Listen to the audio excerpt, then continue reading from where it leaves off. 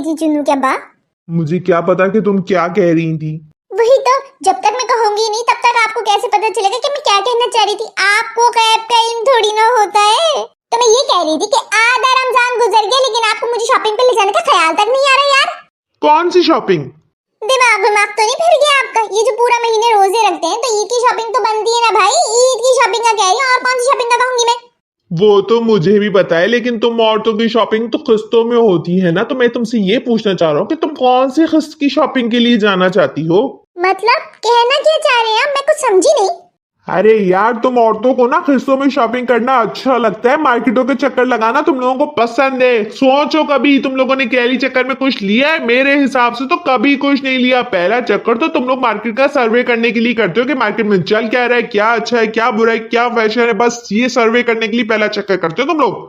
इतना सर्वे करने के बाद फिर कहीं जाके दूसरे चक्कर में कुछ लेकर आते हो, फिर घर आके वो ट्राई करके देखते हो तो वो पसंद नहीं आता। फिर तीसरा चक्कर करते हो जिसमें दूसरे चक्कर वाला वापस करते हो और न कुछ नया खरीद के लेकर आते हो। फिर घर आके वो भी ट्राई करके देखते हो तो वो अच्छा नहीं लगता। फिर ख्याल आता है तुम लोगों को दिमाग में कि हाय अल्लाह, दूसरा चक्कर वाला ज्यादा अच्छा था। फिर चौथी चक्कर करते हो जिसमें तीसरी चक्कर वाला वापस करके दोबारा दूसरे चक्कर वाला खरीद के लेकर आ जाते हो। अरे मेरे हिसाब से इन 3 दिन के 3 जोड़ों के चक्कर में तुम लोग 12-13 चक्कर तो मार्केट के लगा ही लेते हो।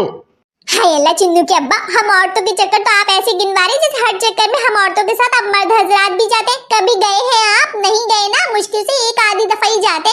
बाकी के सारे चक्कर तो मैं खुद अकेली करती हूँ। लेकिन इस दफा की तो बात ही अलग है। मुझे पहले से पता है कि मुझे क्या लेना है। मार्केट के इतने चक्कर इस दफा लगेंगे ही नहीं। एक ही चक्कर में जाऊंगी और सब लेकर वापस आ जाऊंगी। बिना मार्केट का चक्कर लगाए तुम्हें क्या पसंद आ गया, और इतना पसंद आ गया कि तुम्हें यकीन है कि तुम एक चक्कर में सब लेकर वापस आ जाओगी?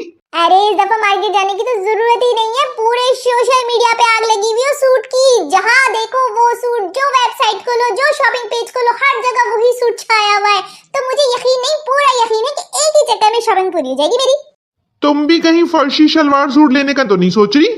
हाय अल्लाह चिन्नू के अब्बा, आपको कैसे पता चला कि मैं फर्शी शलवार सूट लेने का सोच रही हूँ? मैंने तो आपको नहीं बताया। फिर आपको कैसे पता चला? आपको पता है, अल्लाह बख्शे मेरी नानी अम्मा को, वो हमें बताया करती थी कि मोहब्बत की आखिरी हद होती है जिसमें दो मोहब्बत करने वाले एक दूसरे की बात बिना बोले समझ जाते हैं। फिर शक की गुंजाइश नहीं बचती, उनकी मोहब्बत अमर हो जाती है। मुझे तो लगता है कि हमारी मोहब्बत भी अमर होने वाली है, इसीलिए तो आपको मेरी बात बिना बोले समझ गए यार। तुम्हारी नानी अम्मा क्या कहती थी और क्या नहीं इसका तो मुझे नहीं पता, लेकिन तुम्हें ये पता होना चाहिए कि मैं भी सोशल मीडिया यूज करता हूँ, इसलिए मुझे पता है कि तुम औरतें आजकल किस फैशन के पीछे पागल हुई हुई हो। बढ़िया ही फर्शी शलवार पहनने वाली, फर्शी शलवार पहनेंगी। अरे बीबी, ये वही शलवार है जिनको तुमने पुराने जमाने की बोल के फेंक दिया था। पहले खुले पैंचों से बंद पैंचों की तरफ गई थी, अब बंद पैंचों से दोबारा खुले पैंचों की तरफ आ रही हो। तुम औरतों को तो दिमाग ही खराब है यार। और वैसे देखा जाए तो फर्शी शलवार लंबी लड़कियों पे अच्छा लगेगा। टिड्डी लड़कियां उसको पहन के अपना मजाक ना ही बनवाएं तो बेहतर है। कहना क्या चाहते हैं आप?